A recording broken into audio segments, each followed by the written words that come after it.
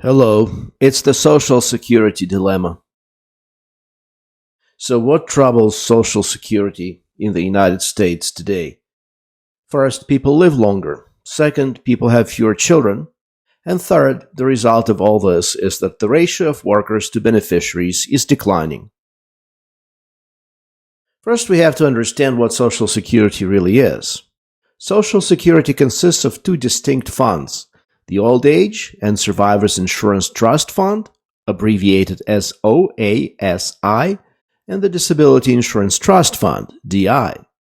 Social Security was created during the Great Depression because of poverty among the elderly, as their immediate families found it harder or impossible to provide for them, partly because people started having fewer children and partly because the social setting became more urbanized.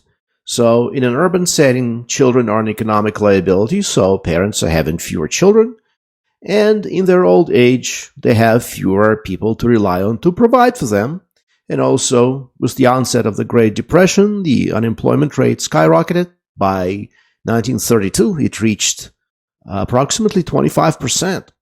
So the elderly really fell on hard times, which is why Social Security was created in 1935.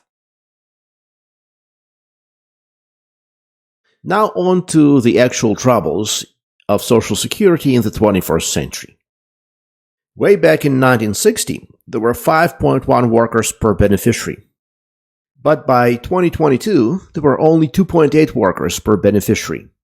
So nearly a 50% decline in the ratio of workers per beneficiaries. As it stands now, the gap between outlays and income will continue to grow. That is to say, the outlays are the payments to Social Security recipients, and the income is what comes into the trust fund from two sources. One, Social Security taxes, the payroll tax, and two, the interest that Social Security Trust Fund is earning on its investments. So by 2034, the last year before funds are expected to become depleted, the Social Security trustees expect that the costs will exceed income by $437 billion. When the trust funds are depleted, benefits will be limited by the income assigned to the program, and absent changes to law, benefits would be reduced by 20%. So if nothing is done, around year 2034, benefits would be reduced by 20%. So we see that inaction is not an option, because this would be a huge cut to benefits and may plunge millions of seniors into poverty. So something needs to be done. What is going on here in addition to a lower ratio of workers per beneficiaries? The other thing that is going on here is that old people live longer. In 1960, an individual who reached age 65 was expected to live to 80 on average. Today, that person is expected to live to 85. Social Security Old Age and Survivors Insurance Trust Fund began running cash deficits in 2010. The combined trust fund has been running deficits since then, excluding interest. Social Security's cost has exceeded its non-interest income since, like I said, 2010. In 2021, Social Security's total cost exceeded its total income, that is to say, the payroll tax, plus the interest that the trust fund has been earning on its investments. So for the past couple of years, we see that Social Security Old Age and Survivors Insurance Trust Fund has been running a deficit, even after you consider the interest that it's making on its investments. Social Security's actuaries projected that the fund will be exhausted around 2034-35. So bottom line is, without making any changes, the current level of benefits cannot be maintained past the mid-2030s. Investopedia has a very good summary of what can be done to fix Social Security. And so what I present here is essentially information from Investopedia, except for the last point, which it does not include, and we'll get to it in a few moments. So I thought, why reinvent the wheel if someone has already collected a bunch of important information that goes right to the heart of this matter? So first, we can raise the payroll tax rates. Payroll taxes would have to rise by 3.41 percentage points to 15.81 in 2022 to eliminate Social Security's projected actuarial deficit over 74 years. So by just raising the payroll tax by less than 3.5%, we can basically eliminate the projected deficit to the end of the 21st century. So this would ensure that the program has the funding to pay scheduled benefits in full over that time frame. The payroll tax rate is 12.4% as of 2023, with workers contributing 6.2% and employers matching that contribution.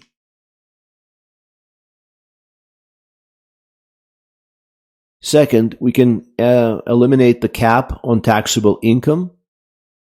Even though this cap has been there for the longest time, basically since the founding of the program, we can remove it. So the cap in 2024 is $168,600. So imagine a person who earns $168,600 in 2024 pays exactly the same in Social Security taxes as a person who earns 10 times more, let's say $1.6 million. According to a December 2021 Congressional Research Service report, eliminating the payroll tax while leaving in place the rules that cap high earners' benefits would address 73% of the projected shortfall. Payroll tax rates could then be raised from 12.4% to about 13.3% to eliminate the shortfall in its entirety. So what Investopedia is driving at here is that a combined approach of some kind is probably going to be effective, where you raise taxes on Social Security only slightly, like by 1 percentage point, and you also eliminate the cap, and that alone basically solves the issue to the end of the century.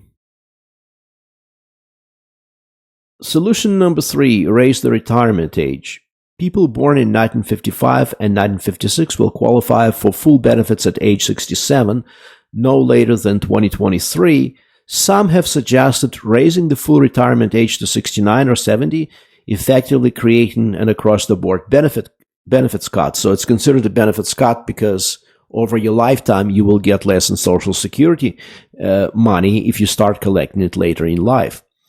The Social Security Administration estimates, based on the assumptions in the report, that gradually raising the full retirement age to 69 for those born in 1972 or later and increasing it by 1 month every 2 years thereafter would eliminate 37% of the system's long-term funding shortfall. The Social Security Administration's Office of the Chief Actuary regularly posts estimates of the financial effect on a variety of Social Security reform proposals and provisions. Okay, so raising retirement age, or specifically age of full Social Security eligibility, I think is something that will be seriously considered and most likely implemented. Some variation of increasing the retirement age is probably inevitable, given that older people live longer than ever before. Invest a portion of trust funds reserves in stocks. So Social Security trust funds invest receipts that aren't immediately needed to pay benefits in special issue U.S. debt obligations. So by law, they may also hold marketable U.S. debt securities, and they've done so in the past. Special issue debt sold to the Social Security trust funds may be redeemed at face value at any time, in contrast to the Treasury's marketable securities, which are only guaranteed to return face value upon redemption. Stock market returns have historically outpaced those from fixed income investments on average. So some have suggested that the Social Security trust funds invest a portion of their reserves in stocks, most likely through broad market funds, exchange-traded funds to increase their investment income. So currently by law, what this means in plain English, Social Security trust funds must invest in U.S. government debt. But this law should probably be amended to allow at least a portion of the trust fund money be invested in somewhat higher risk but also higher return securities, like the companies that are traded on the stock market. I know there's a lot of opposition to it, but I think this would be effective. For example, people who do not participate in Social Security, who have an employer 401k matching plan, and who do not pay Social Security taxes, they have the freedom to allocate their retirement investments in any which way they wish. But when it comes to Social Security recipients, the mantra is that you should not allow Social Security funds to be invested in greater risk, greater return instruments because, it's just too risky.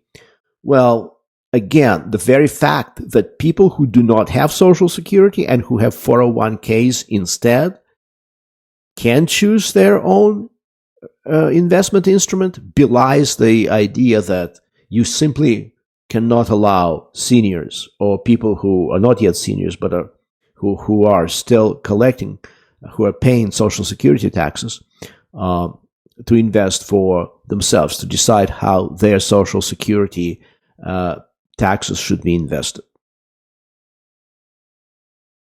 Now, this fifth and last point is something that Investopedia does not mention, and currently it's politically controversial. So if you're listening to this in the mid-2020s, obviously you know that the issue of immigration is an important divisive issue in the United States, that in recent years immigration has been increasing, and today approximately 14% of the U.S. population are first-generation immigrants.